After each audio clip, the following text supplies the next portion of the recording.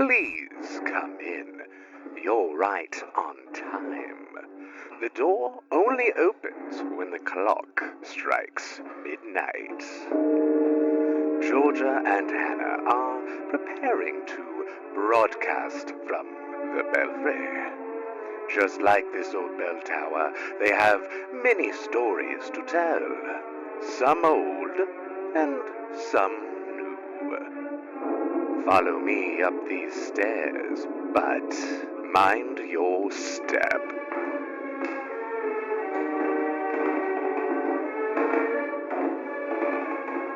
Ah, they're waiting for you. Well, we were just gonna discuss how this New Orleans shenanigans, as we're calling it, is gonna be released with the late episode 11 to make up for the fact that it's late. But also, shit's been cray-cray. Yes. Shit has been cray-cray. Recording in progress. Oh, wait, hey, do you like my shirt? Hey, nice. It's so long. Look how long it is. Oh, that's nice, though. It's great. It's very nice. I could wear it as a dress, honestly. Look at this. I know it's not my turn, but I just wanted to show you. Your notes on your tablet, boy? Yeah. Wait, look at this.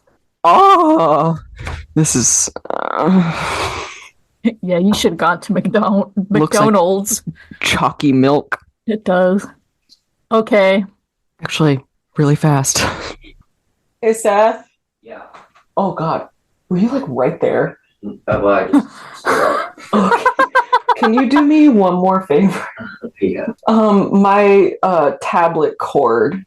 I just need a USB-C. Hi, Sethos. Georgia says hi, Sethos. Oh, hi, Georgios. Oh, my dad finished listening to episode 8 this morning. He texted me at 9:30 and he was like, just finished episode 8. I was like, thanks. What did you think? And he just said, good. Oh, zombie? No, zombies. No, mummies. Right? Mummies! Oh my god, I don't know what episodes are episodes anymore. Okay, let me get my notes ready. Or my paper so I could take notes. Jenny. I think it's worth mentioning that if you saw our social media post last night, you know that we had a time and we're feeling it this morning. I'm ready to die, Jenny. We're not even hungover. That's the depressing part. No.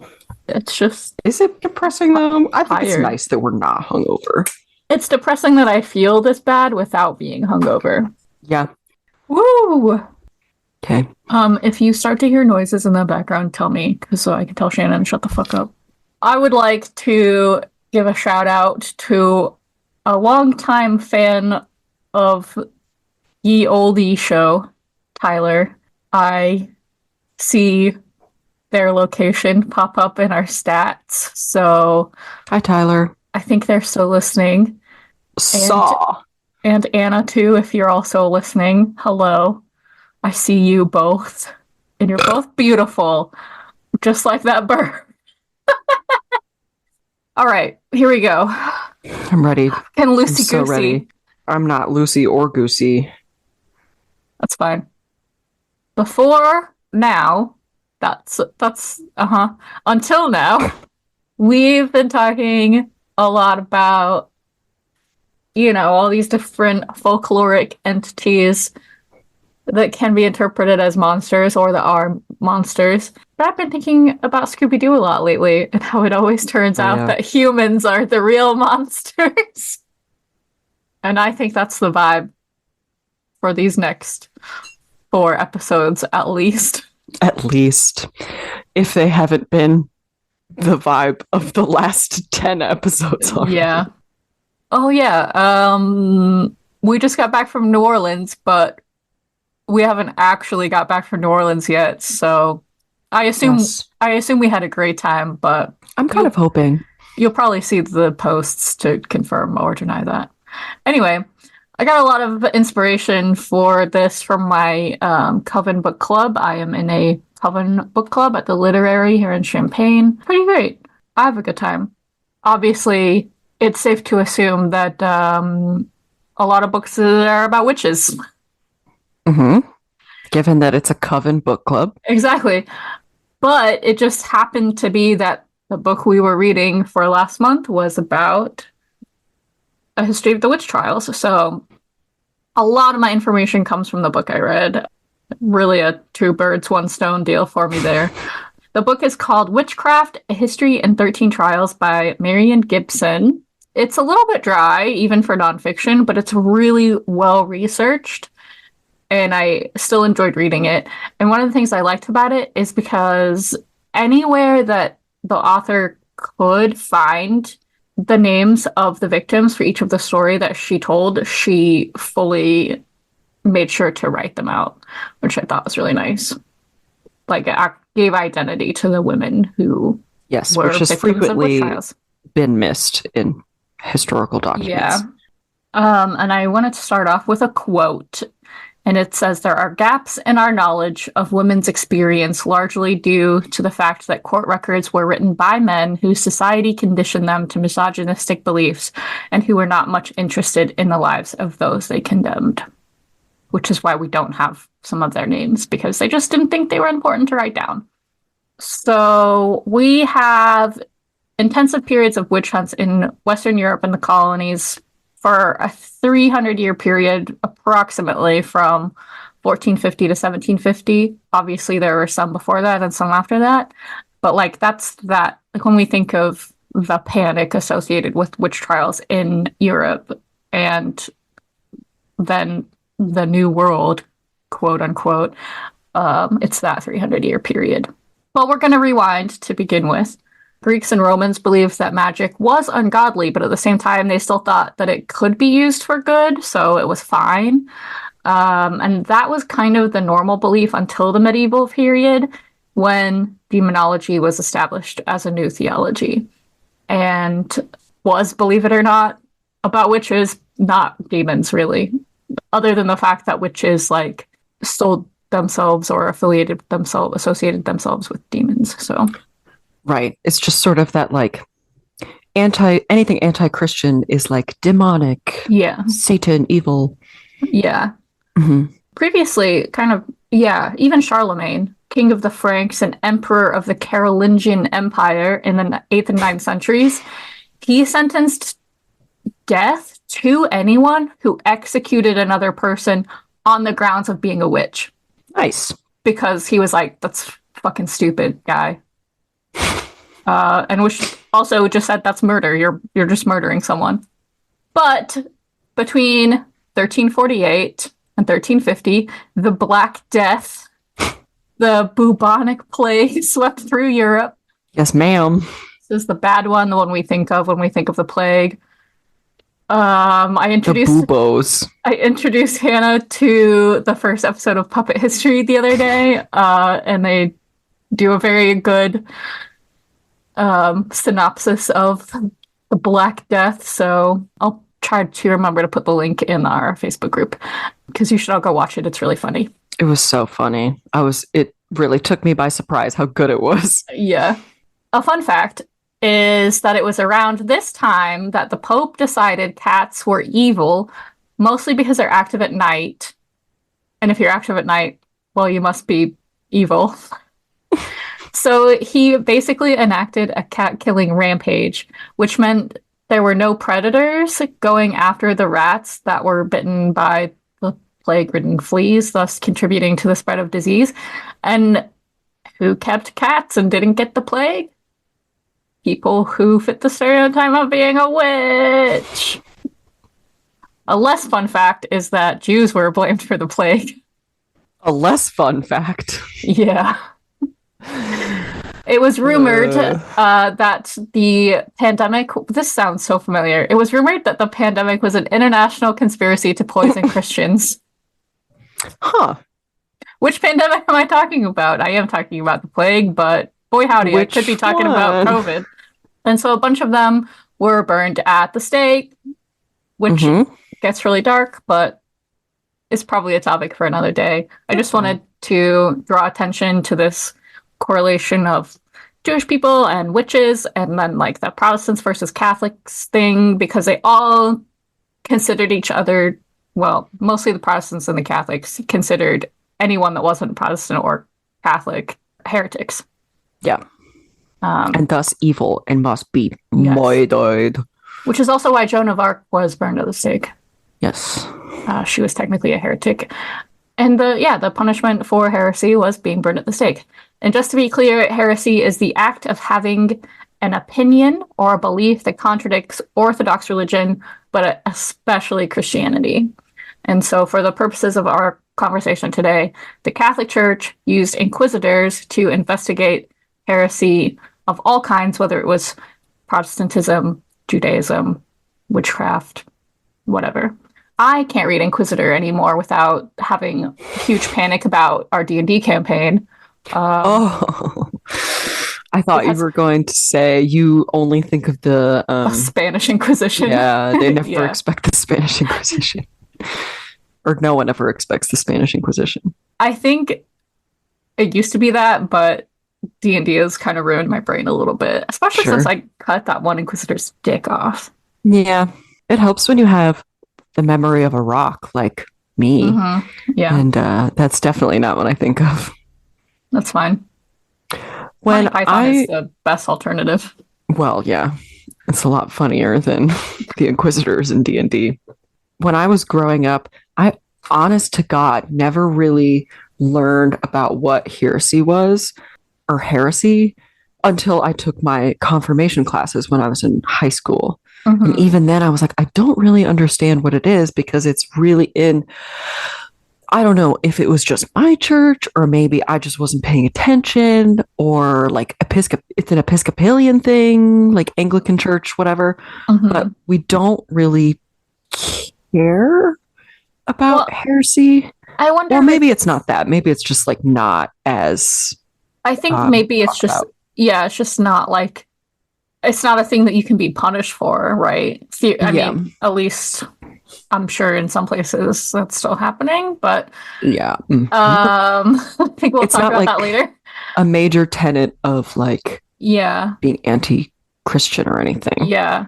Especially because we're supposed to have the separation of church and state, so it doesn't matter. And I think there is some importance of whether or not like you were baptized into your faith in the first place. Right. I think that's an important element. So if you were baptized into your faith and then you reject it, that was worse, hmm I think. I believe it. But yeah, I think it's not like a thing that we really talk about as much anymore because Well, yeah. the Black Plague decimated Europe's population, obviously, and therefore the workforce of the peasants. So because there was a shortage of labor, the peasants could...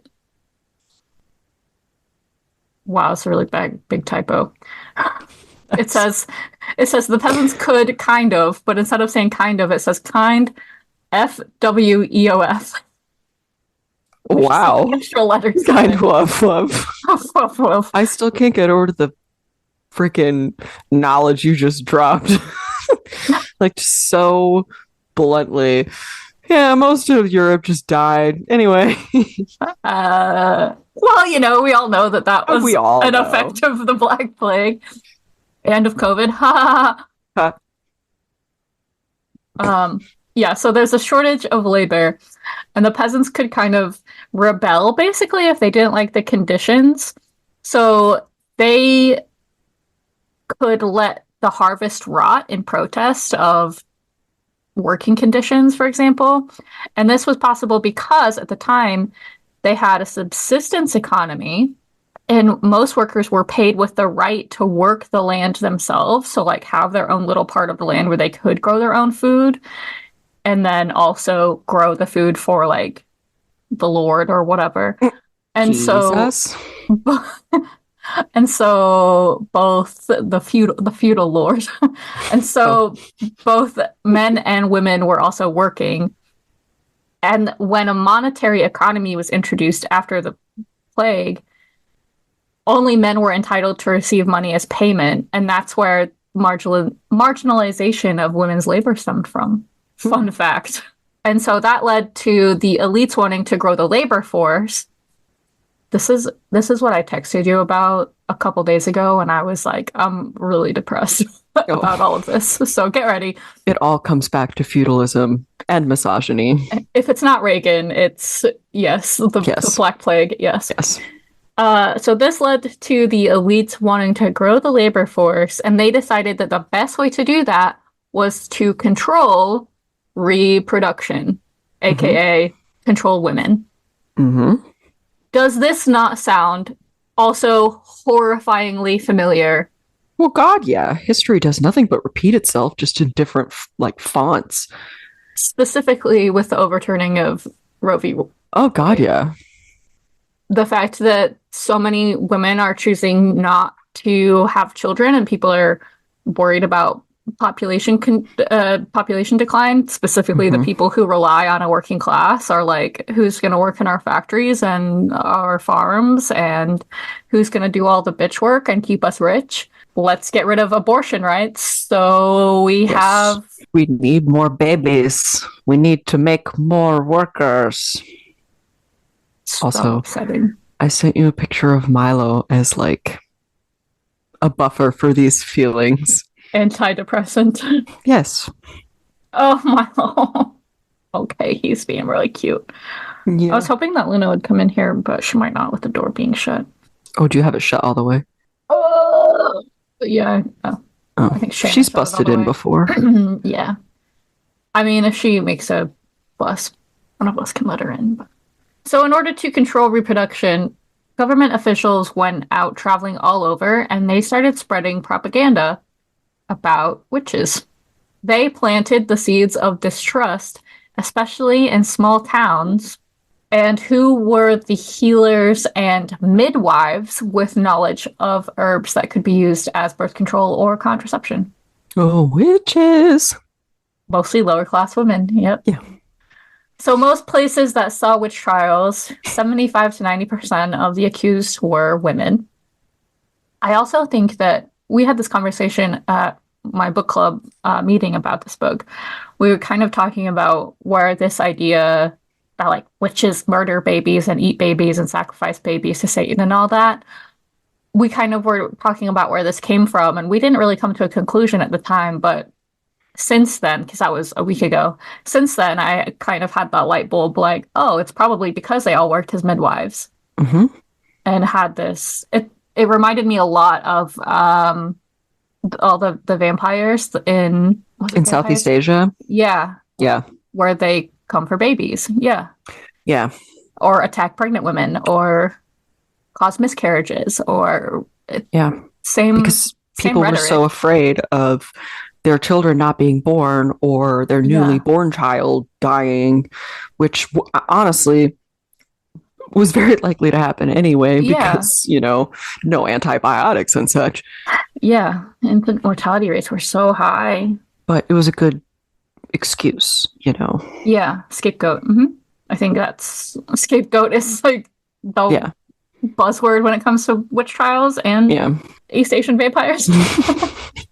So to get into a few case studies, so to speak, I'm not going to start with the first witch trial in Europe. I am going to start with the one with that really set things in motion, the one where the ripples became waves. Oh.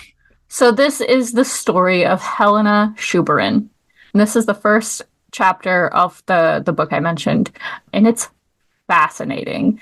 This case doesn't really fit the mold either, you'll notice, but you'll see why it became so important. So the Helena Schuberin is our FMC, and then our MMC is Dominican monk Heinrich Kramer. Ew. And he was an inquisitor through Bohemia, Moravia, Salzburg, where he was also in tight with the archbishop as well. And She was so in tight. in tight with our archbishop, yep. Oh my goodness. They were lovers. uh, just to give you paint a little picture of this guy. In 1474, 1475, he was investigated for slandering his colleagues, and in 1482, he was investigated for embezzlement. So he was already sus. In 1484, Pope Innocent VIII published a papal bull acknowledging the existence of witches and giving the Inquisition, I think I missed a word, power. Giving the Inquisition power. Which trumps Kramer up even more than he already was. And he was already one of the guys who thought that witchcraft was heresy. Essentially, by 1485, he had developed these demonological theories and wanted to demonstrate them in action with a trial. And also, he was obsessed with the idea of silencing dissent. Love to see him in an argument with RBG. Rest in peace. Rest in power. He's a monk, right? So he's celibate by choice. Unless him and the archbishop. And he viewed women as, to quote the book, shallow, vain creatures, seductive, untrustworthy, obsessed with sex and power. And the author goes on to say, like the incel culture that has grown up in our digital age, some medieval churchmen sought a way to blame women for their sexuality while simultaneously expressing their own fascination with it. Yeah. Yes. They are incels. Yes. And this guy is 100% King Incel. Yeah. So Kramer concluded that women like Eve would use their wiles to deceive men, and also that they had sex with the devil, obviously. So that year, 1484, he went to Ravensburg, which is a little bit outside of Innsbruck, Austria. He showed up with this letter from Archduke Sigismund. Remember this guy's name? Yeah, Sigismund. That sounds so familiar. I mean, there's a lot of like Sigis characters in like Icelandic mythology and that kind of stuff. Okay. And Germanic mythology as well. Okay. So he shows up with this letter from the Archduke that gave him the authority to interrogate women under torture. 2 women, of course, confessed, and then they were burned alive. And this made Sigismund be like, maybe this guy is a little crazy, but also I can't make the Pope mad, and the Pope gave this guy a papal bull, so okay, cool. And there was also a bishop named George. I don't actually know. It's George with no E. I'm not really sure how it would have been pronounced. Georg. Georgi, like the Elizabeth Bathory. Yeah. I'm just gonna call him George. Okay. He was of a similar opinion, and his diocese was under Sigismund's archduchy. And so together they were like, let's keep an eye on this whack job, basically. But Kramer was feeling pretty good about himself, and so he went on to Innsbruck the following year, and that's where our story takes place. This is where he had his most fateful encounter with the aforementioned Helena Schuberin. She was married to a merchant named Sebastian. She was fairly well off. She was also attractive, outspoken, and it also just kind of sounds like she aged well. Good for her. Right? So in a town of 5,000 people, everyone knew her, and she's like, like kind of rich, kind of whatever. So there's going to be gossip. Prior to her marriage, she had caught the eye of the Archduke's kitchen manager, but he married someone else when he didn't win Helena over, when she married Sebastian instead. And then that guy, we don't know his name, because he was allowed to record his accusations anonymously, of course. But in 1485, with his wife, they went over to Kramer when he showed up in town, and was like, Helena, she practices witchcraft. And then she was accused of poisoning a knight whose advances she was also said to have rejected. And the knight's brother also worked at the court of the Archduke and was related to the Archduke's mistress. So this guy started spreading rumors about Helena among the elites and started to control who had access to the Archduke, therefore controlling who he's hearing from, what, biased perspectives he's hearing. and enforcing his own agenda. I said she was outspoken. She knew Kramer was on a witch hunt, like, from the beginning, and she had no problem calling him out for it. She accused him of being a heretic because his sermons were all about demons and witches and not actually about the Bible. And he judged all of the women in the congregation on how easily they would submit to him. Even like the noble, the noblemen's wives. To quote the book again, this was a good quote. Helena has been underestimated by history, pitied as a victim or rebuked as a shrew. Few people have read her actual words. When we do, we can see her bravery. She shouts insults at the persecutor of women. She warns others away from his sermons. She was not overreacting, nor was she ignorant of the risk. The lives of women in her town were in danger, so she spoke up. Far from being a witch, she was an intelligent, engaged Christian. She knew theology enough to argue with Heinrich. I might actually start crying. She's a badass. It's also been theorized based on her criticisms of him that she was a supporter of reform. This was before the actual Protestant Reformation happened. Like, Martin Luther did his 96 Theses in 1517, and then the Diet of Worms was in the Diet of Worms was in 1520 or 21. Mm-hmm. So we're not quite there yet, but those earlier, like, smaller reforms have started happening.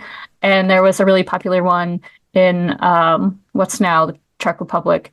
And these ones were the Hussites, I think, and they criticized, like, the sexual hypocrisy of the church. They criticized indulgences. They criticized church-sanctioned violence, including burning heretics.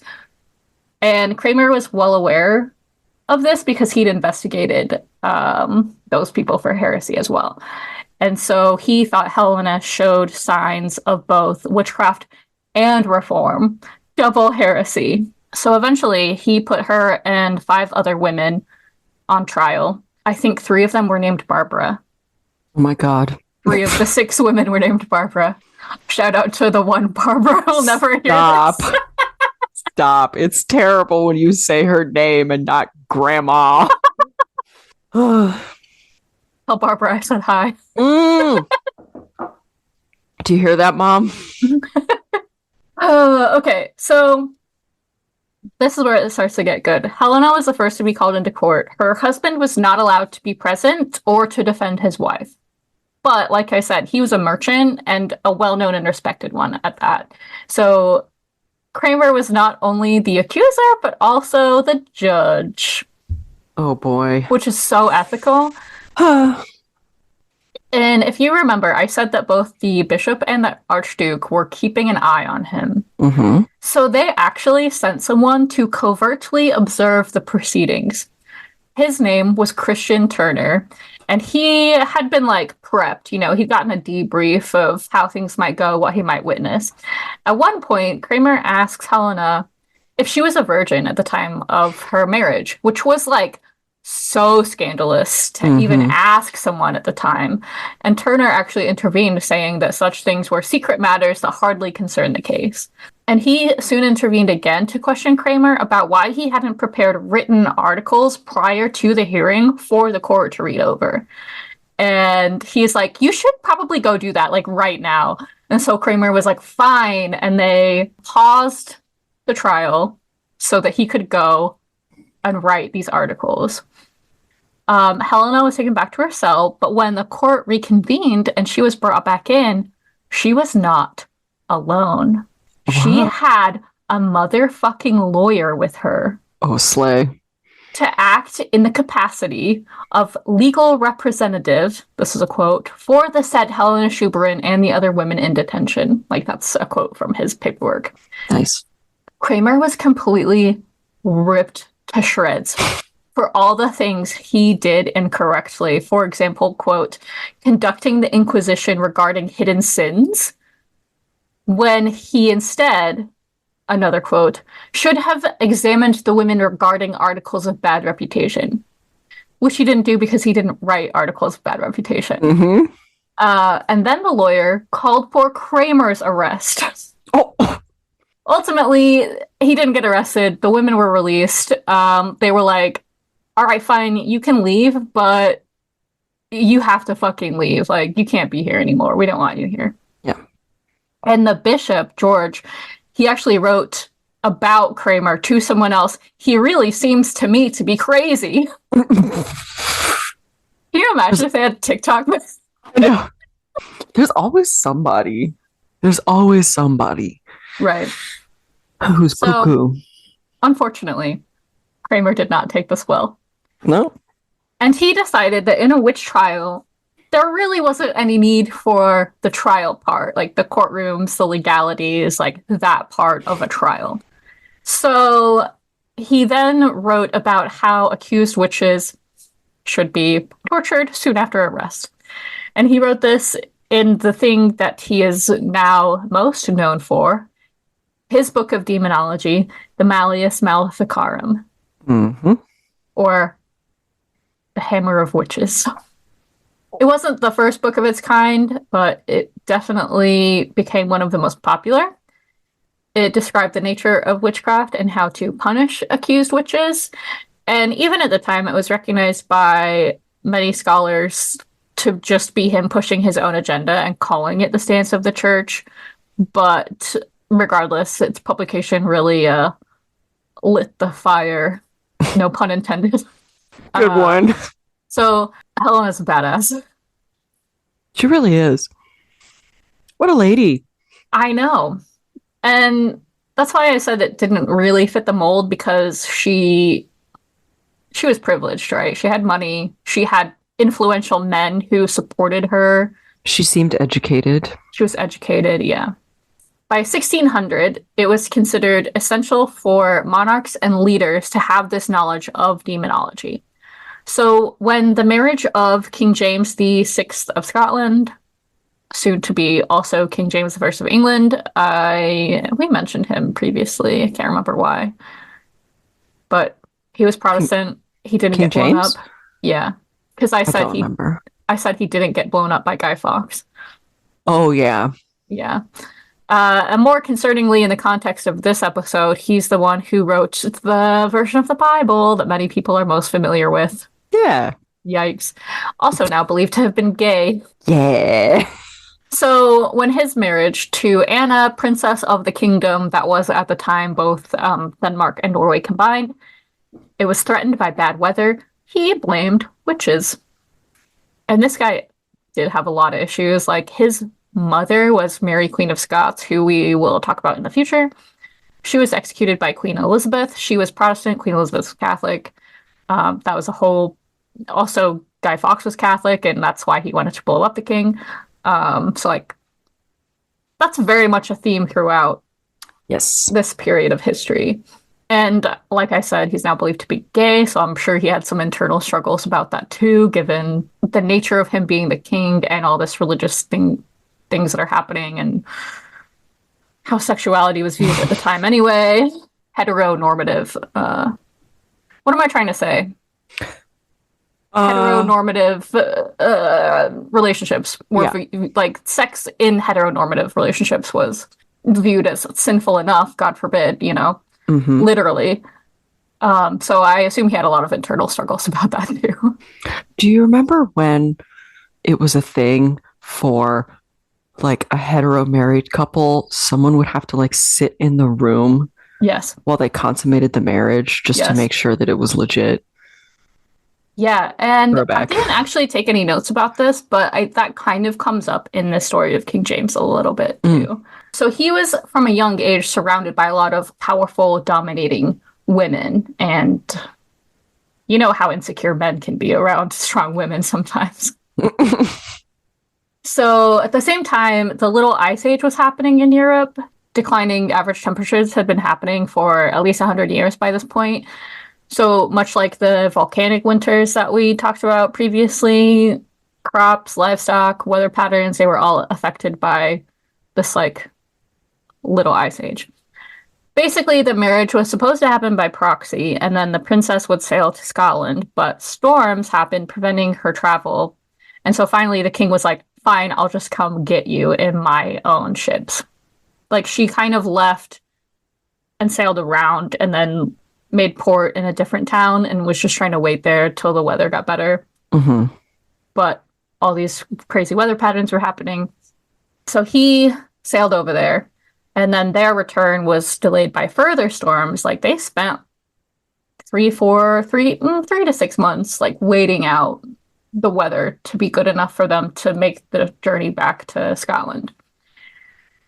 And this led to a trial in Copenhagen in 1590, where at least 12 women were accused of causing the storms by sending demons floating in barrels to attack the royal ships.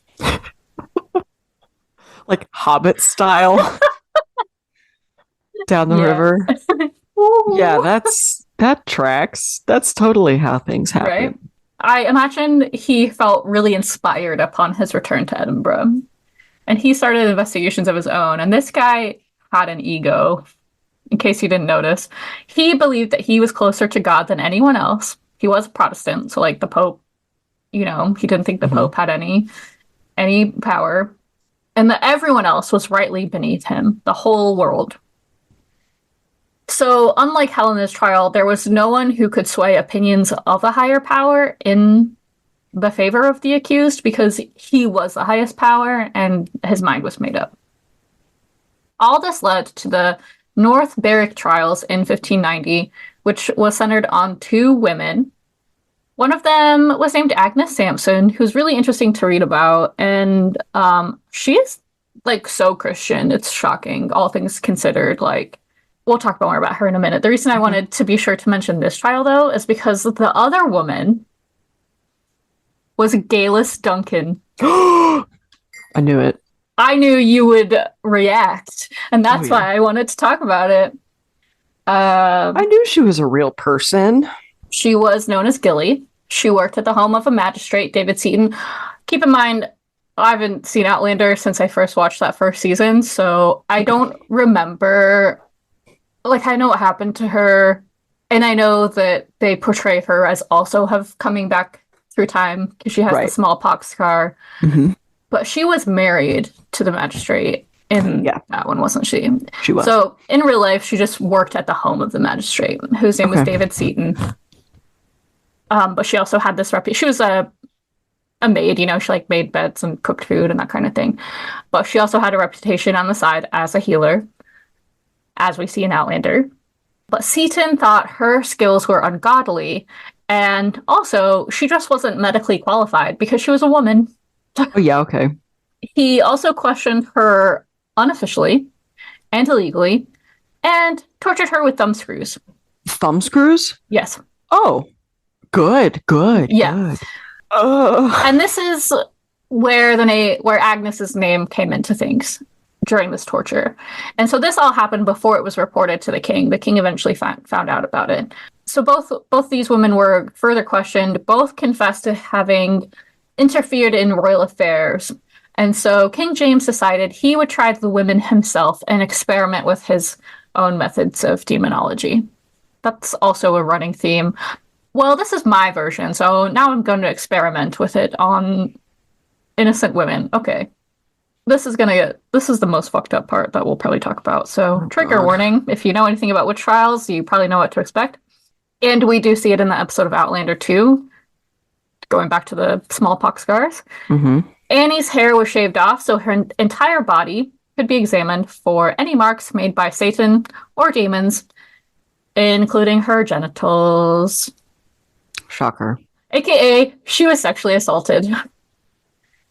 And of course, that's where they supposedly found the demon mark. So she was tortured some more.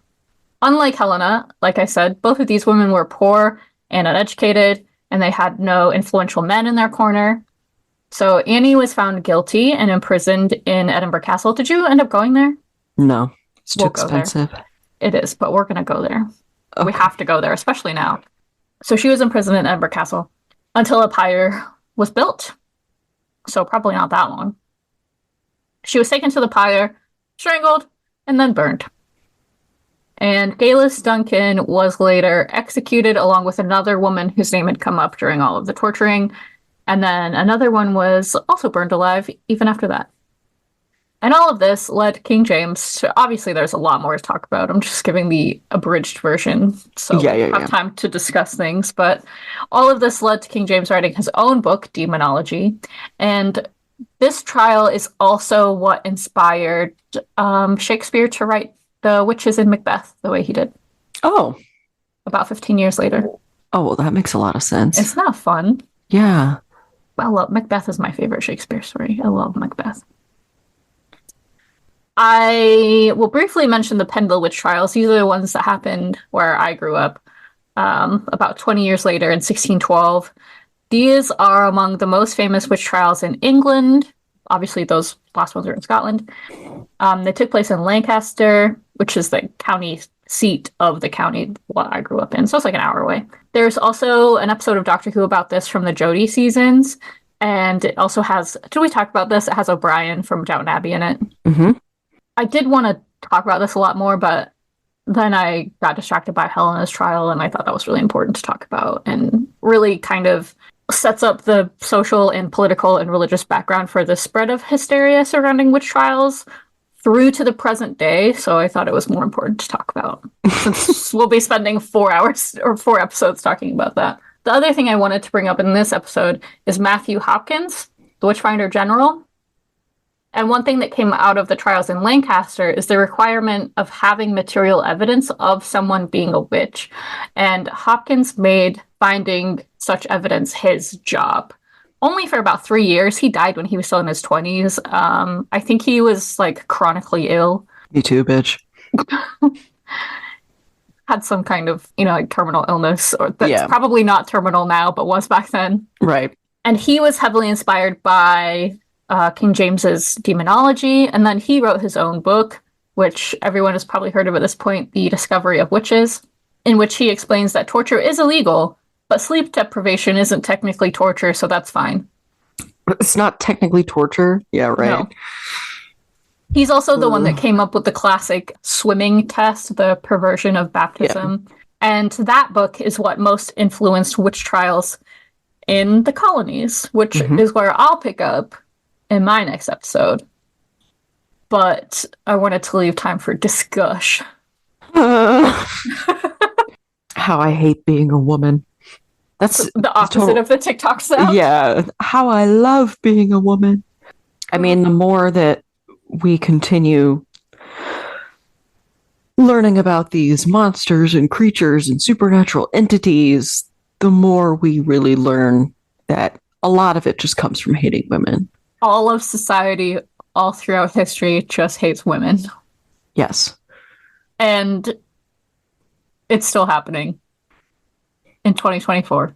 Well, yeah. Witch hunts or just hating women? Both. Yeah, you're right. Yeah.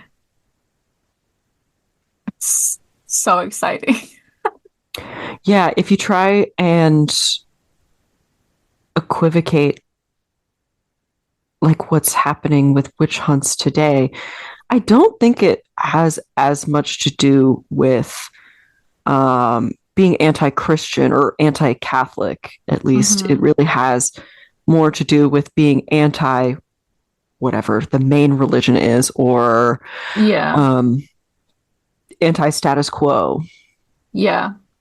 I mean, colonialism, I think, ultimately played a huge part in this, too. Not just here, but all over. I didn't mention it, but one of the chapters in the book talks about the Sami and how when colonialism was going on in that part of Scandinavia, and the Sami are what some people would call Laplanders. Their name, they call themselves as Sami. So as colonialism was happening, like up in kind of that part of Finland, they were trying to push Christianity on the natives, much like what happened here. And then they accused a lot of those people, when they're using their folk magic, practicing their own spiritual beliefs, they accused those people of witchcraft when other colonial members just like fell off a ship and died, and it was an accident. But they just pointed fingers at being witchcraft. And ultimately, what happened is the Sami just kind of pulled back further north to keep to themselves, but that made more room for the spread of colonialism. And I think we see that happening here. I think we see that happening probably in a lot of African countries. Yes. Yeah. Which I will actually talk about a little bit in the next episode. There's a very specific thing that is happening in Ghana that I'll mention. What was I going to say? Oh, yeah.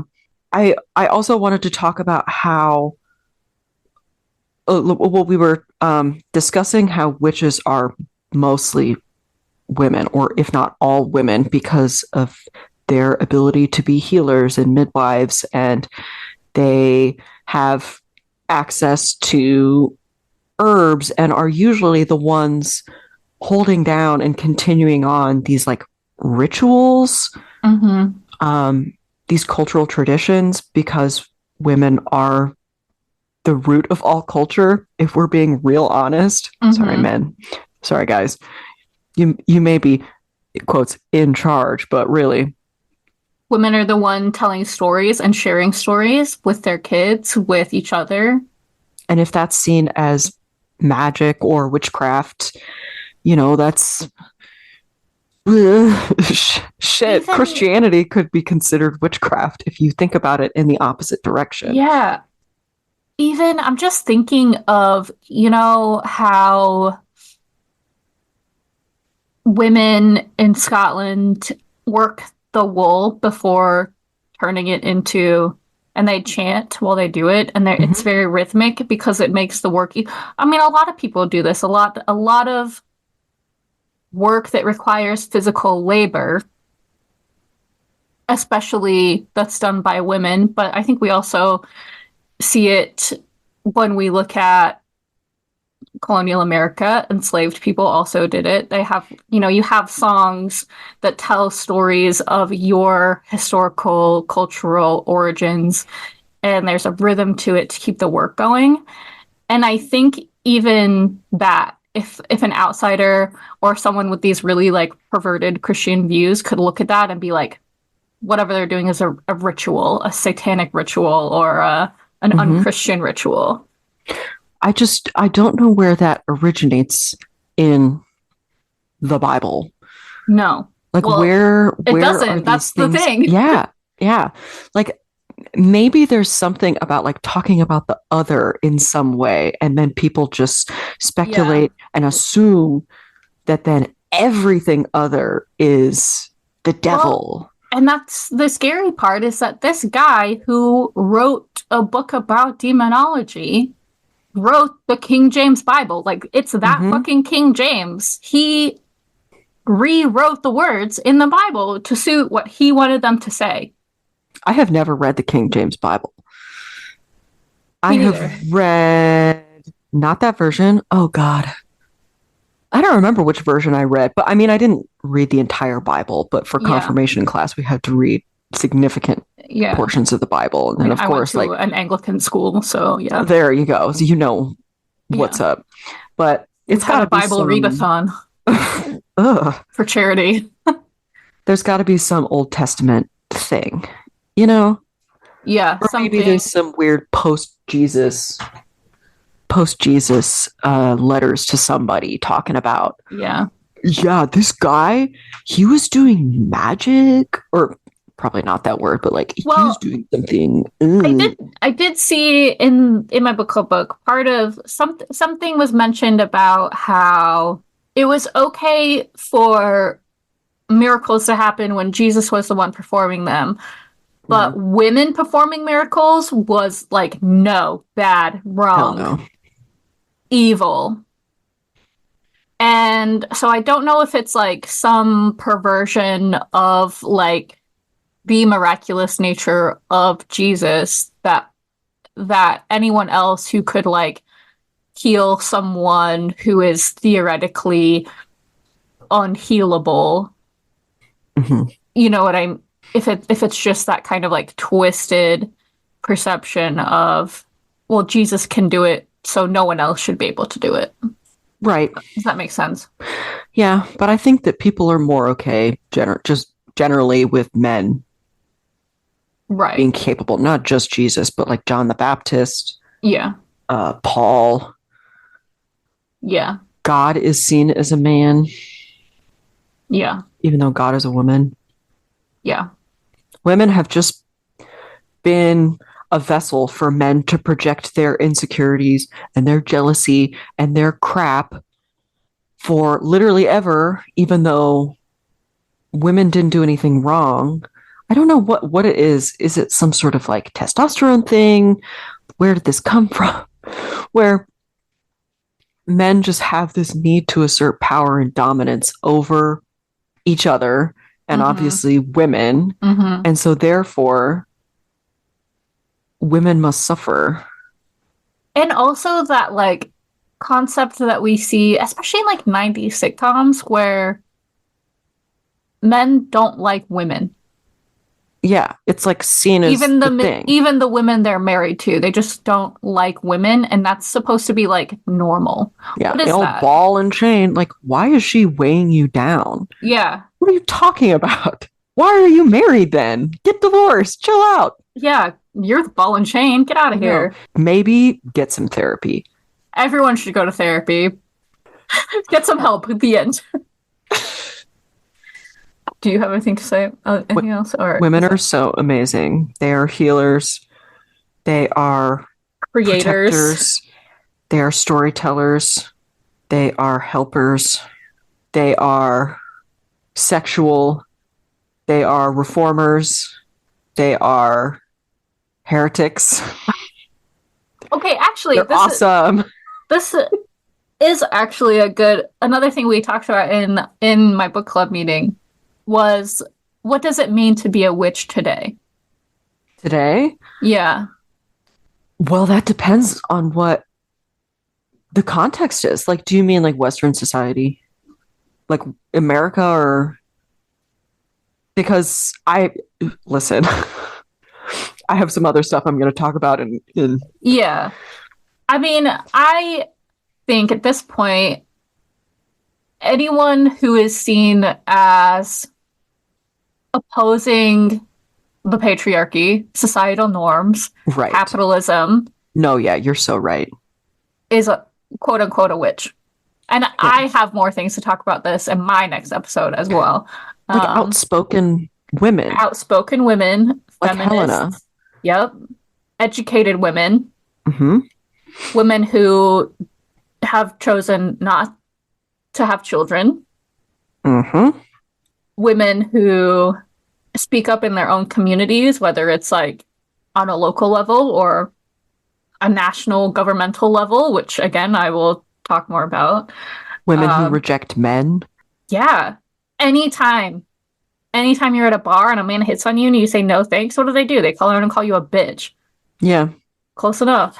Oh.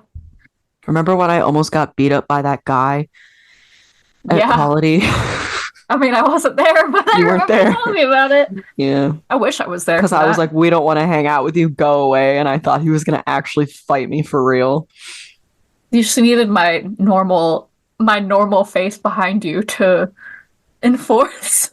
Honestly, he was way too drunk to know what was going on for real. Way too far gone. But he still went away. That's good. I told Shannon today about how I look like a bitch in that picture you took of me yesterday and how I always look like a bitch when you take pictures of me. And he just went, well, babe, I hate to tell you, but... I essentially say the same thing. Yeah, I was probably. Like, well, yeah. Listen, guys, if you don't know me in person, I just look like a raging bitch all the time. I'm sorry. Aren't you? But I'm also not sorry. Aren't you internally a raging bitch like half the time anyway? Yeah, pretty much. There you go. So it's a defense mechanism, okay? Sure. Most men do not tell me I'd look prettier if I smile because they're too scared to. Hell yeah. And that's really all that matters. They don't have to say that to me because I'm just always smiling. I'm just happy to be here. Yes, I say that all the time. And I looked over at you. I looked over at you at one point last night, and you were just like, and I was like, yeah, this seems right. Oh my God, yeah. We had a great time. We had a great time. My face, like, where my smile lines end, hurts so bad from smiling literally all night. I'm gonna have some big old wrinkles there. I bet women Or who not. listen to bagpipe rock are witches. Bagpipe rock? I Yeah. think you mean bag rock. I did not want to say that. I don't like it. Bag rock. I'm gonna end for real this time. I love women. We love women. The end. Recording stopped. Well, that concludes this week's broadcast. I hope you've enjoyed it. If you wish to stay in touch, reach out to us at broadcastfromthebelfry@gmail.com or stalk us on Instagram at broadcastfromthebelfry. Again, I hope you've enjoyed our little show. Please rate and review. And until next week, stay spooky.